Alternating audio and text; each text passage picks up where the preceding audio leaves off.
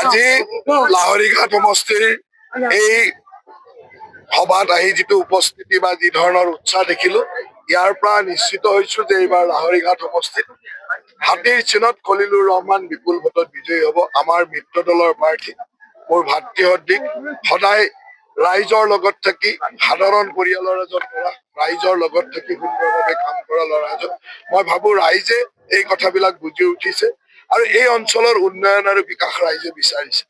কাৰণ বিগত এই ৮০টা বছৰ স্বাধীনতাৰ ৮০টা বছৰত লাহৰীঘাটবাসীয়ে যদি কিবা উন্নয়ন দেখিছে, এয়া হিমন্ত বিশ্ব শৰ্মা ডাঙৰীয়াৰ নেতৃত্বতে দেখিছে।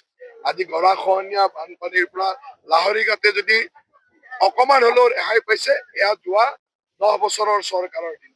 গতিকে এইবাৰ ৰাইজ ভাৰতীয় জনতা পাৰ্টী আৰু মিত্ৰ দলৰ লগত আছে। গতিকে অসম গণ পৰিষদৰ প্ৰাৰ্থী খলিলুৰ ৰহমানক এইবাৰ ভোট দিবৰ কাৰণে মন বান্ধি লৈছে আৰু এই উৎসাহ উদ্দীপনাৰ পৰা মই সেইটো নিশ্চিত হৈছো আৰু মই আশা ৰাখো যে উন্নয়ন বিকাশৰ স্বাৰ্থত ৰাইজৰ প্ৰতিটো ক্ষেত্ৰত উন্নয়নৰ স্বাৰ্থত খলিলুৰ ৰহমানক সকলোৱে ভোট দিয়ে। কংগ্ৰেছে মুখ্যমন্ত্ৰী বৰুৱাৰ বিৰুদ্ধে যি অভিযোগ উত্থাপন কৰিছিল এই খণ্ডন কৰিছে আৰু প্ৰমাণিত হৈছে, কিন্তু এতিয়া দেখা গৈছে কংগ্ৰেছ বেকফুটত আছে। চাওক, কংগ্ৰেছৰ কথা হ'ল যে তেওঁলোক এতিয়া এই ধৰণৰ অপপ্ৰচাৰত আছে আৰু সেইকাৰণে কংগ্ৰেছক মানুহে এতিয়া ঘৃণাৰ চকুৰে চায়। সেইকাৰণে কৈছো যে আজিৰ পৰা কিছুদিন আগত, কেইমাহমান আগত গৌৰৱ গগৈৰ বিৰুদ্ধেও বহুত অভিযোগ আছে। আজিলৈকেতো কোনো খণ্ডন কৰিব নোৱাৰিল। তেওঁৰ অভিযোগ মোটামুটি তেওঁ মানি ললে, কিন্তু মুখ্যমন্ত্ৰীৰ বিৰুদ্ধে তেখেতসকলে এআইৰে ফটোশ্বপ কৰি বিভিন্ন ধৰণৰ অভিযোগ আনিছিল। 24 ঘণ্টাৰ ভিতৰত তাক অভিযোগ যে নাই, এইটো যে মিছা কথা, এইটো যে এআইৰ দ্বাৰা কৰিছিল, স্পষ্ট হৈ পৰিলে, ধৰা পৰিলে। তাৰপিছত আৰু কংগ্ৰেছক কোনে সুধিব? গতিকে কংগ্ৰেছ এইবাৰ ধাৰাহে হ'ব। আপোনালোকে চাব যে এইবাৰ কংগ্ৰেছে ইমান তললৈকে আহিব, যিটো কোনোৱে কংগ্ৰেছৰ ইতিহাসত কেতিয়াও হোৱা নাছিল, তেনেকুৱা ঘটনা হ'ব। অখিল গগৈ এইবিলাক হ'ল মানে ৰাজনৈতিক জকৰ। মানুহে আহিলে কেতিয়াবা অলপ চলপ চাব আহে, যেনেকে চাৰ্কাছৰ জকৰ থাকে, তেনেকে ৰাজনীতিৰো কিছুমান জকৰ থাকে। এই জকৰ হ'ল অখিল গগৈ। গতিকে ৰাজনীতিক জকৰৰো প্ৰয়োজন আছে। যেনেকে চাৰ্কাছত মেইন প্লেয়াৰ বিলাক বেলেগ, কিন্তু এটা জকৰ থাকে নহয়, জকৰটো ইফালে ইফালে আহি পেলাই অলপ ফূৰ্তি দি থাকে। তেনেকে অসমৰ ৰাজনীতিতো অখিল গগৈ এজন জকৰ। এই ফূৰ্তি দি আছে, মানুহে চাই আছে। কিমান চিট পাব?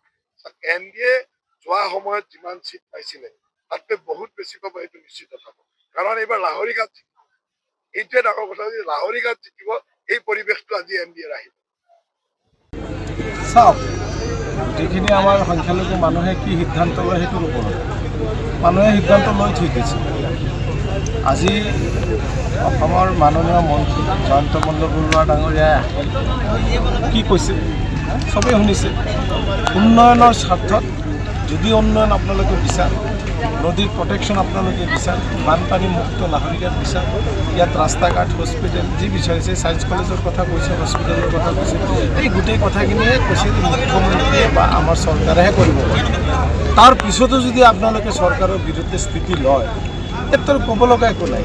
আধা ঘণ্টা তেখেতে ভাষণ দিছে। এই ভাষণত গোটেই কথাখিনি স্পষ্টভাৱে ৰাইজক কৈছে যে আপোনালোকৰ ভালৰ কাৰণে, আপোনালোকৰ সন্তানৰ কাৰণে, আপোনালোকৰ যুৱকসকলৰ কাৰণে, মহিলা মাতৃসকলৰ কাৰণে এই ব্যৱস্থা চৰকাৰে কৰিছে, মুখ্যমন্ত্ৰীয়ে কৰিছে, আমি কৰিছোঁ। আপোনালোকে যদি সঠিক সিদ্ধান্ত হ'ব, তেতিয়াহ'লে আপোনালোকে সেইটো অংশীদাৰ হ'ব পাৰিব। তাৰপিছতো ৰাইজে যদি যি চিন্তা কৰে কৰিব।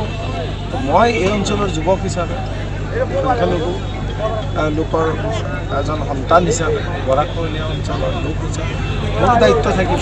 ৰাইজক আহ্বান জনাইছোঁ, ৰাইজে যদি মোক আগবঢ়াই দিয়ে, মিত্ৰজোঁটৰ প্ৰাৰ্থী হিচাপে মোক যদি ৰাইজে দায়িত্ব দিয়ে, মই নিষ্ঠাৰে সততাৰে এই অঞ্চলৰ উন্নয়নৰ কাৰণে সৰ্বোচ্চ ত্যাগ কৰি মই কাম কৰিম। যিকোনো খবৰৰ বাবে যোগাযোগ কৰক আমাৰ এই নম্বৰত 9181 307 221।